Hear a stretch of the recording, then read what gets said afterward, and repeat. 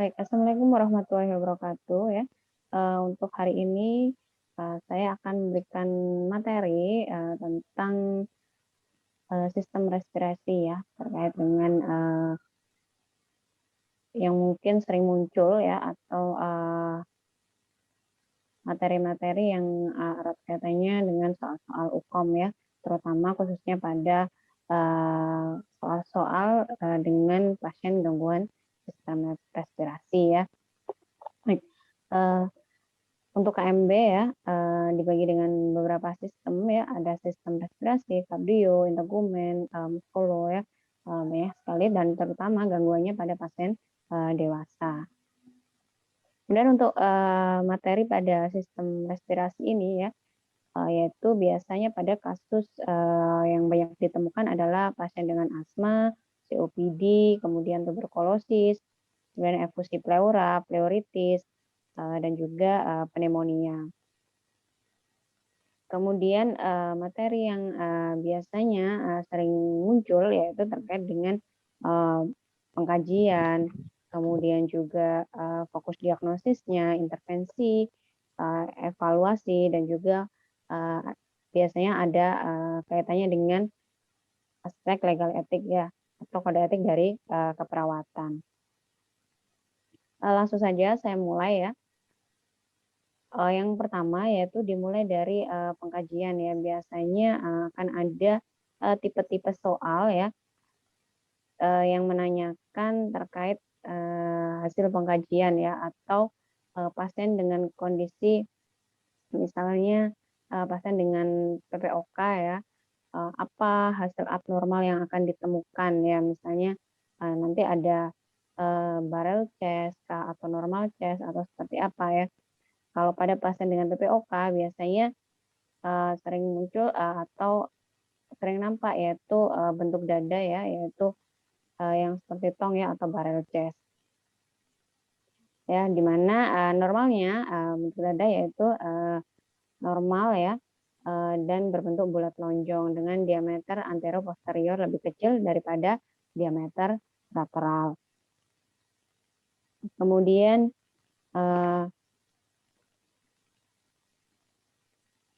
selanjutnya yaitu menentukan dari frekuensi pernafasan ya di dalam pengkajian juga kan penting pada sistem respirasi yaitu kita harus tahu kapan frekuensi pernafasan itu dikatakan takipneu atau dikatakan bradipneu ya. Jadi pasien dengan takipneu yaitu dengan RR ya atau respiratory rate-nya lebih dari 25 kali per menit ya. Hal ini terjadi ya karena ada peningkatan dari rangsang ventilasi ya. Biasanya pada kondisi pasien yang mengalami demam ya atau peningkatan suhu tubuh atau pasien asma akut ya atau pasien PPOK atau juga dengan penurunan kapasitas ventilasi pada pasien pneumonia dan edema paru ya. Jadi biasanya memang soal-soalnya hampir identik seperti itu ya. Ketika misalnya ada pasien dengan PPOK atau pasien dengan asma ya, kemudian nanti akan ditanyakan data fokus apa yang utama misalnya ya atau data apa yang akan ditemukan ya. Jadi kita harus ingat bahwasanya tadi kalau PPOK selain ada kondisi takipneu, dia juga ada barrel chest. Kemudian ada juga pada kondisi bradipneu ya. Kalau bradipneu di sini yaitu di mana respiratory rate-nya ya atau frekuensi pernafasannya ini kurang dari 10 kali per menit ya. Biasanya kondisi bradipneu ini terjadi pada pasien dengan keadaan toksisitas opioid ya atau kondisi hiperkapnia ya atau hipertiroidisme dan juga pada pasien VE ya atau dengan peningkatan intrakranial dan adanya lesi di hipotalamus ya sehingga akan menimbulkan atau menemukan ketika pengkajian yaitu kondisi bradipneu. Selanjutnya yaitu mengkaji ya terkait dengan suara nafas pasien ya, di mana suara nafas pasien ya kondisi normal yaitu vesikuler ya. Namun kalau pada kondisi pasien dengan asma ya, pasien dengan asma di sini biasanya pasien asma dan PPOK ya akan ditimbulkan atau terdengar suara wheezing atau mengi yang berkepanjangan ya, dan juga ada batuk. Kemudian identiknya lagi ya, biasanya kalau pasien asma ya dia akan terbangun di malam hari ya dengan ada suara wheezing ya atau mengi. Jika pasien PPOK ya, pasien PPOK biasanya timbul setelah terbangun di pagi hari. Kemudian pada pasien dengan pleuritis ya, maka di sini akan terdengar suara paru friction rap. Selanjutnya yaitu pada pengkajian yaitu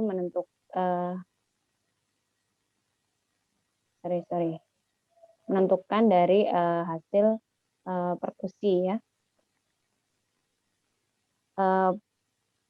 Pada hasil perkusi ya, di sini ya normalnya yaitu mestinya sonor ya.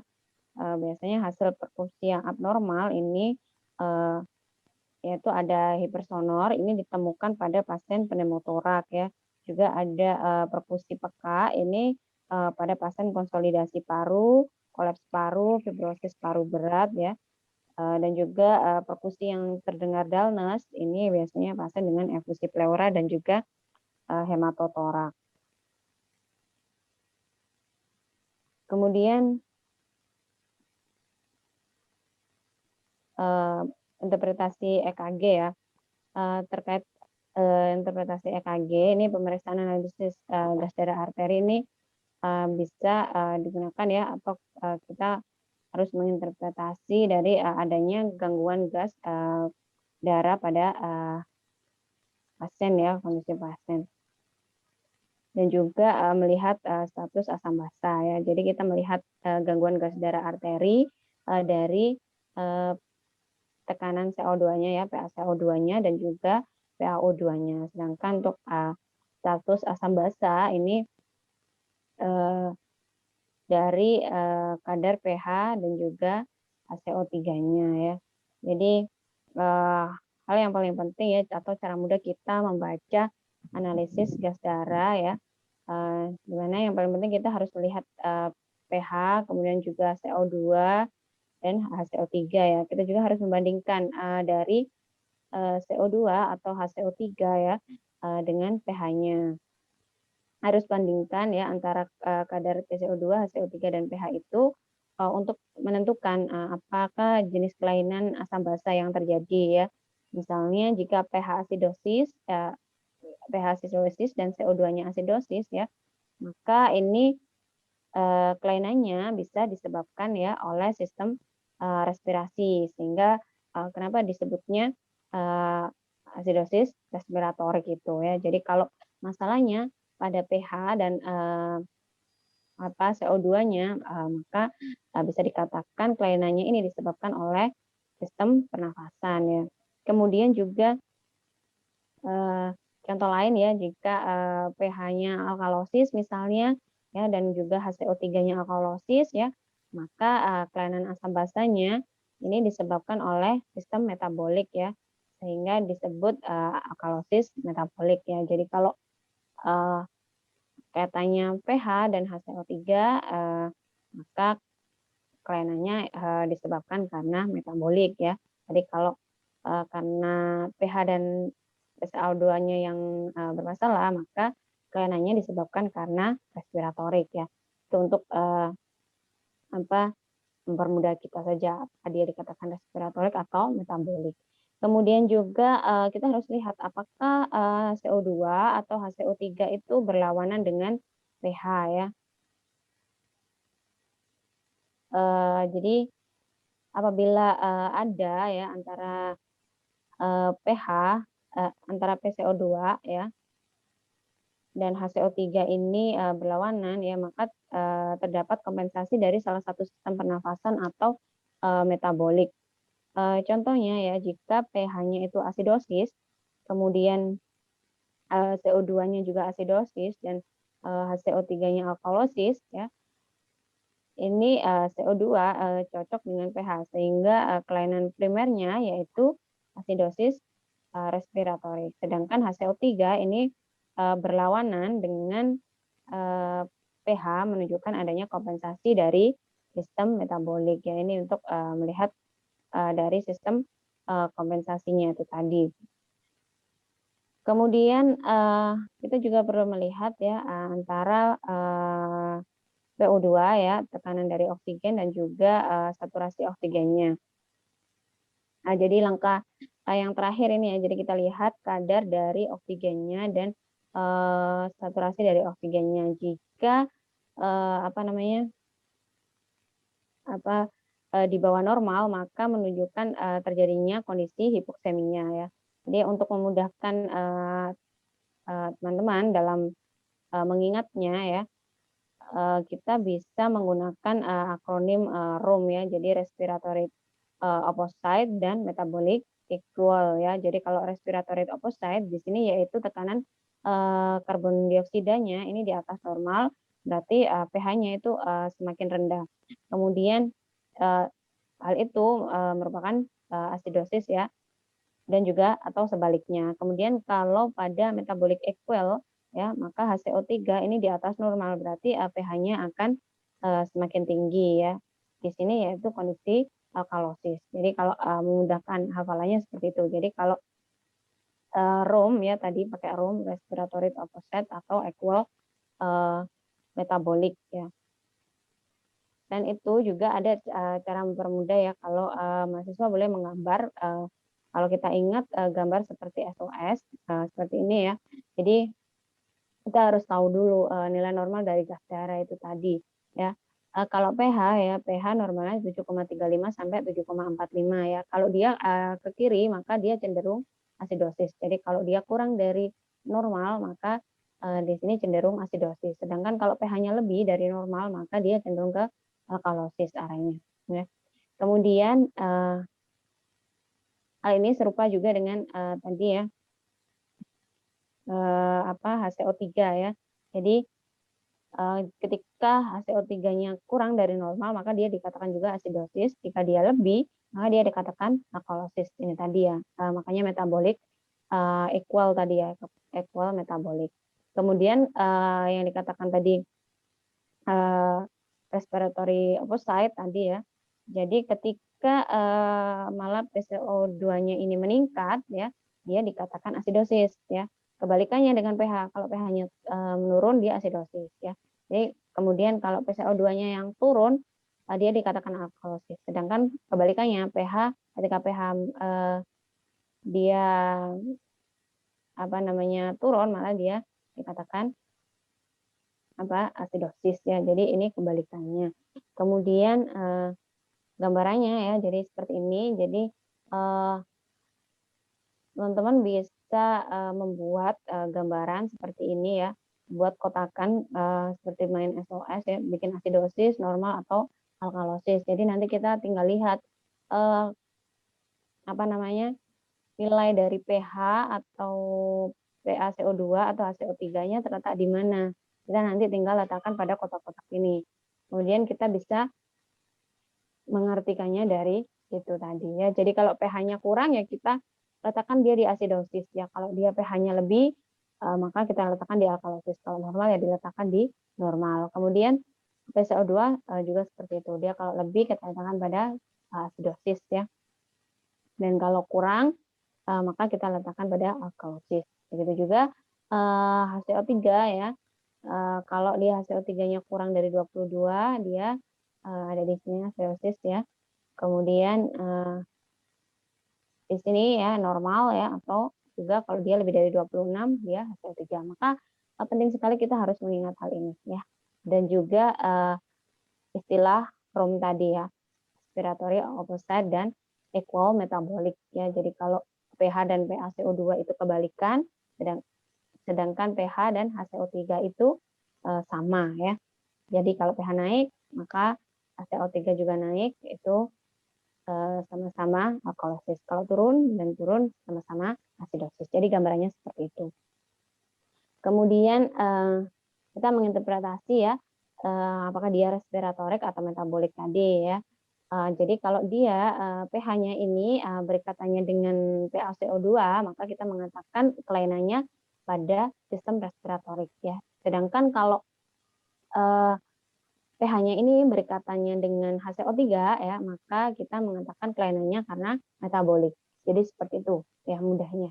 Kemudian, apakah dia dikompensasi penuh atau dia kompensasi sebagian atau, dia tidak terkompensasi ya. Jadi gambarannya seperti ini. Jadi ketika pH-nya normal ya, baik itu HCO3 atau, PaCO2-nya kondisi asidosis maupun alkalosis, ketika pH normal maka dia terkompensasi secara penuh ya.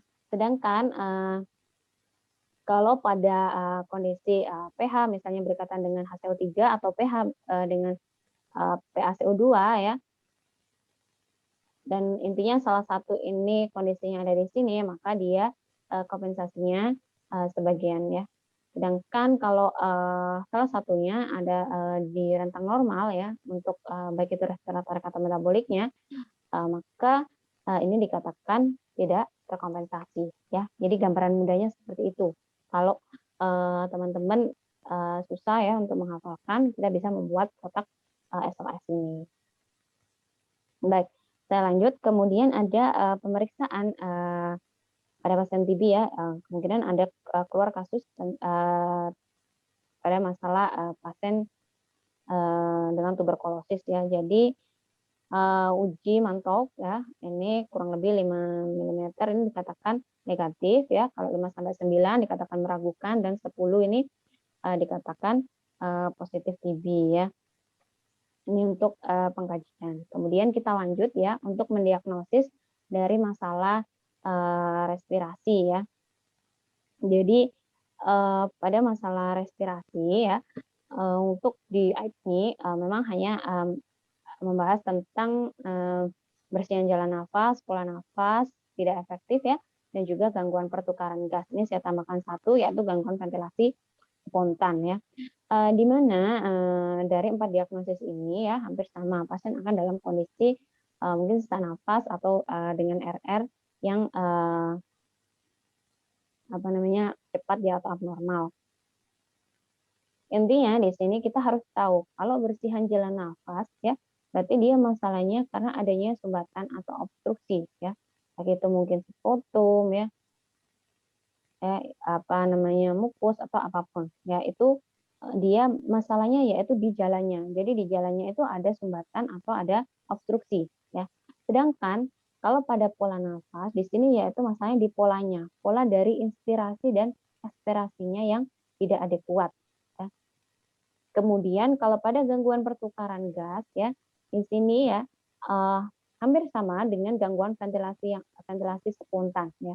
Tapi untuk data mayor yang ada di STKI ya, untuk gangguan pertukaran gas, eee, di sini yaitu katanya, dengan, pH darah ya. Sedangkan kalau pada ventilasi spontan di sini yaitu tanpa adanya penurunan pH darah, tapi adanya penurunan pada saturasi oksigen ya, selain adanya kondisi, AGD yang abnormal ya. Jadi, kita harus benar-benar bisa membedakan, 4 diagnosis respirasi ini. Ya, jadi apakah pasien pada, masalahnya, di airway-nya kah, di jalan nafasnya, atau dia di polanya ya, atau, gangguan pada asam basanya, ataukah pada gangguan ventilasi spontan ya. Jadi itu bedanya tadi. Jadi memang kondisinya akan sama, sama-sama sesak nafas atau sama-sama dengan, eee, RR yang abnormal. Oke.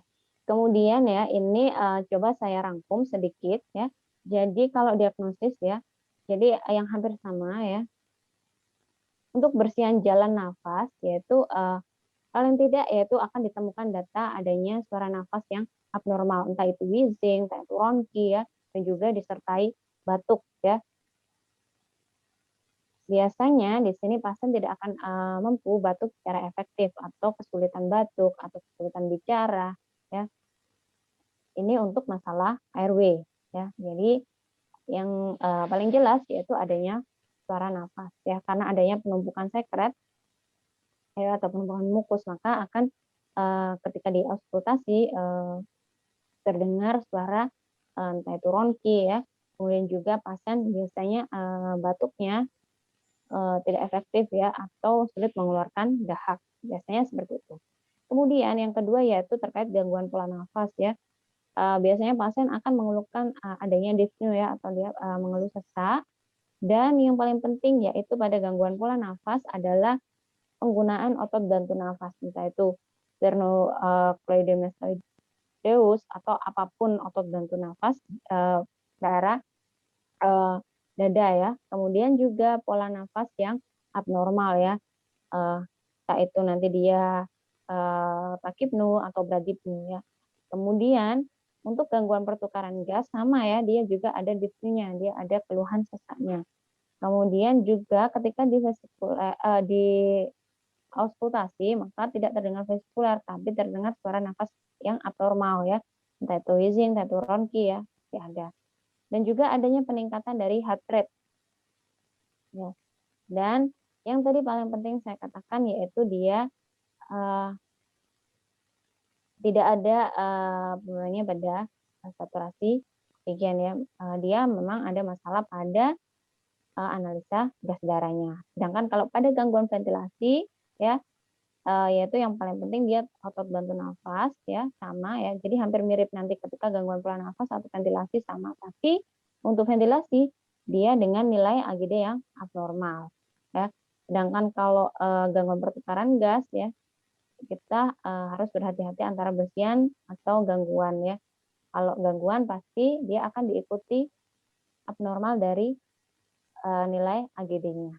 Jadi seperti itu untuk nanti kita menentukan kasus tersebut, apakah masalah keperawatan utama ya. Jadi ketika kita menentukan apakah masalah keperawatan utamanya, kita harus lihat, data yang paling banyak disampaikan atau data yang paling dominan terpapar di kasusnya itu atau, data yang paling mengancam, kondisi pasien ya. Disitulah kita mengangkat, masalah keperawatan utama dari, eee, pasien ya. Kemudian yaitu ada, intervensi ya.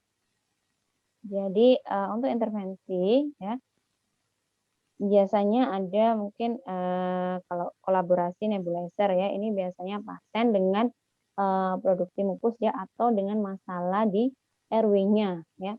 Jadi dengan masalah di RW-nya karena adanya, sekret yang menumpuk ya, sehingga, intervensi yang perlu dilakukan biasanya ada kolaborasi, pemberian, terapi nebulizer ya. Kemudian untuk, kaitannya dengan kepatenan jalan nafas ya, sebentar.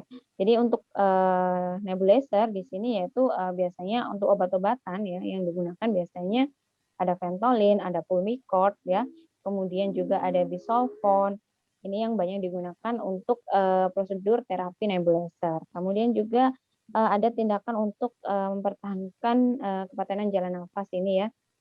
Jadi untuk kepatenan jalan nafas, bisa dilakukan, dengan, teknik ya, baik itu mungkin tindakan suction ya, atau juga, postural drainase ya, juga fisioterapi dada, kemudian juga push lip breathing ya, dan juga, posisi yang high roller ya, ini sangat direkomendasikan ya untuk posisi high roller ini, terutama pada pasien, COPD ya. Kemudian juga, intervensi terkait dengan, eee, masalah oksigenasi ya. Ini, untuk pemenuhan kebutuhan oksigenasi maka perlu diberikan, oksigen ya, baik itu secara nasal kanul ya, maupun, masker, simple mask ya, atau rebreathing mask atau non rebreathing mask ya. Ini sesuai dengan, kebutuhan pasien. Nah, kemudian, ada juga asma ya. Untuk pasien dengan asma di sini, eee, pada kondisi di mana perubahan saluran pernafasan ini kan, dipicu oleh perubahan lingkungan ya, kalau pasien asma biasanya juga karena debu atau kondisi cuaca ya. Contoh, penyakit asma ini, maka pendidikan kesehatan itu, penting ya bagaimana, pasien harus, memodifikasi lingkungan atau bagaimana pasien, menghindari faktor pencetus tersebut ya. Kemudian pada kasus dengan TBC ya, pasien dengan infeksi ya, yang paling penting untuk intervensi yaitu terkait dengan asupan nutrisi ya. Jadi pasien dengan TBC harus nutrisinya yaitu dia harus tinggi kalori dan tinggi protein, dan juga bagaimana tingkat kepatuhan dari pasien untuk mengkonsumsi obat anti tuberkulosis itu sendiri. Kemudian terkait pasien dengan efusi pleura ya, di mana ada cairan pada rongga pleura pasien ya. Maka diperlukan yaitu tindakan WSD ya, prosedur WSD ya pada pasien efusi pleura ini menekankan pada perbedaan dari tekanan pada rongga dada ya dan botol WSD. Jadi sehingga cairan di dalam rongga dada ini bisa tertarik keluar ya. Jadi antara tekanan yang ada di botol dan juga tekanan yang ada di rongga dada ini berbeda ya. Makanya kenapa ketika dipasang apa namanya, kateter atau selang untuk WSD tadi pada pleura tadi kenapa bisa keluar, karena tingkat tekanannya yang berbeda antara pleura dengan tekanan rongga dada tadi ya, dengan apa namanya, botol tadi. Oke, selanjutnya yaitu intervensi keperawatan ya. Ini untuk menurut SDKI ya. Jadi di dalam SDKI itu ada diagnosis ya, kemudian mengarah di psiki ya, SLKI dan psiki ya. Kemudian untuk di psiki ya, intervensi terkait dengan intervensi itu di dalamnya ada intervensi itu sendiri ya, dan juga di dalamnya ada tindakan ya. Jadi kita mungkin bisa jadi ya ada soal yang akan mengecoh apakah intervensi atau apakah tindakan ya. Jadi kalau intervensi itu kata-katanya lebih pada seperti manajemen jalan nafas ya, atau pemantauan respirasi ya. Kalau pada tindakan itu kata-katanya lebih pada memonitor tekanan darah, memonitor frekuensi nafas. Jadi seperti itu kalau pada tindakan ya. Jadi kalau pada intervensi yaitu intervensinya apa sih, yaitu atau nama yang ada di psikinya itu apa, itu intervensi.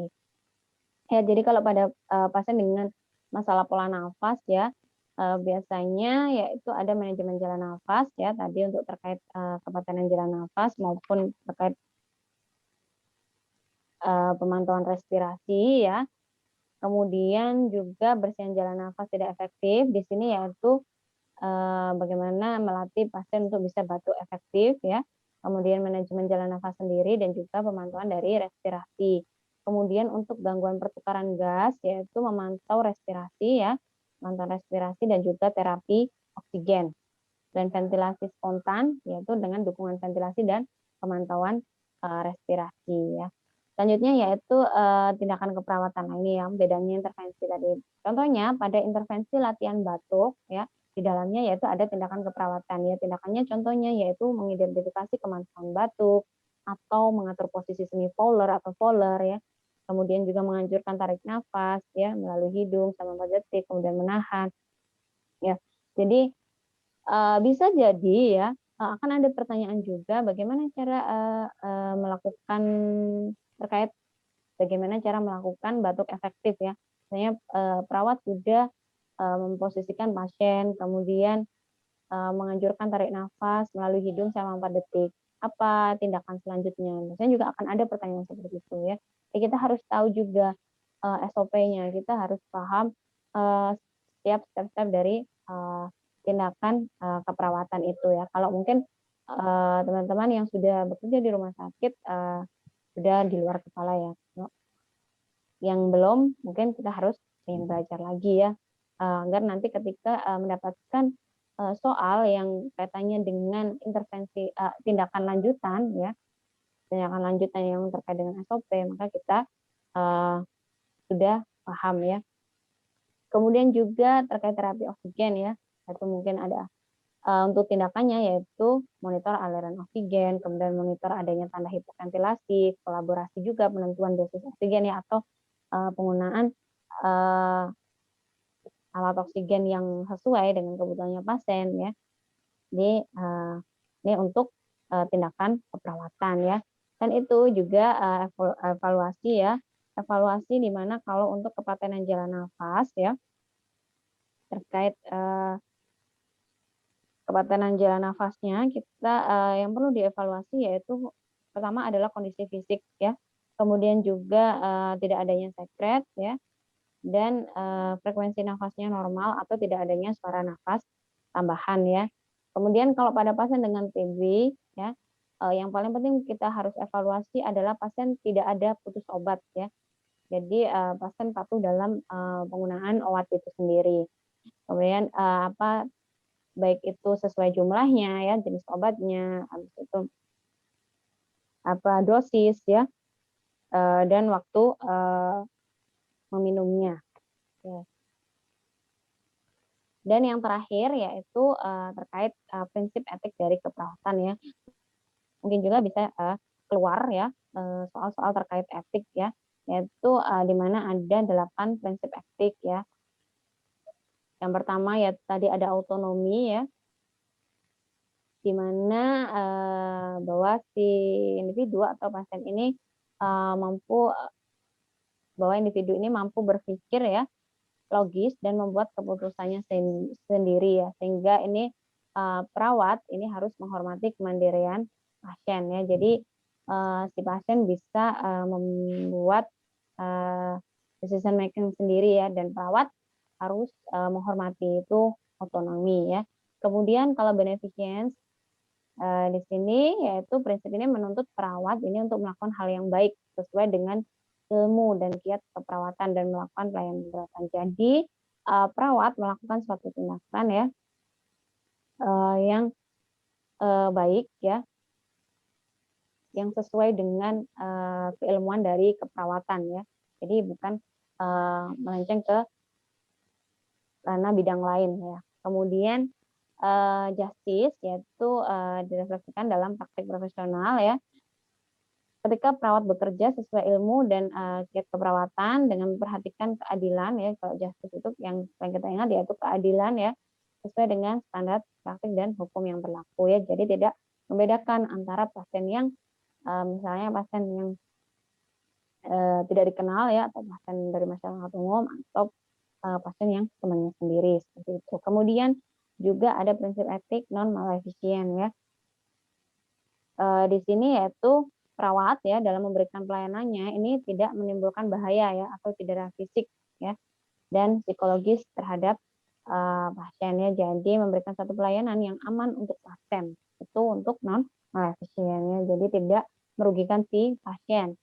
Kemudian ada veracity ya, veracity di sini yaitu, menuntut perawat ini agar, setiap informasi yang diberikan itu harus akurat dan juga komprehensif ya, dan objektif ya. Jadi dalam memberikan suatu informasi itu harus, benar ya, dan, komprehensif serta objektif ya, tidak, subjektif. Kemudian ada fidelity ya, di sini perawat harus memiliki komitmen ya, jadi dia menepati dari janji profesi dan menerapkan dalam melakukan suatu pelayanan keperawatan. Kemudian confidentiality ya, ini terkait dengan kerahasiaan ya. Jadi sebagai perawat harus menjaga dari kerahasiaan, pasiennya itu, tidak boleh, menceritakan kondisi pasiennya pada orang yang tidak berhak ya, seperti bukan keluarganya ya, atau bukan yang bertanggung jawab pada pasien. Kemudian accountability di sini yaitu, standar yang pasti bahwa tindakan seorang profesional ini dapat dinilai dalam berbagai kondisi ya, tanpa kecuali. Baik, itu sedikit materi ya tentang, atau, materi yang akan mungkin keluar, pada soal-soal Ukom KMB ya. Jadi, itu hanya poin-poin saja, masih banyak yang harus dipelajari oleh teman-teman. Jadi, setidaknya, dari materi yang saya sampaikan nanti bisa diperdalam lagi, dengan teman-teman belajar mandiri. Baik, saya akhiri, wassalamualaikum warahmatullahi wabarakatuh.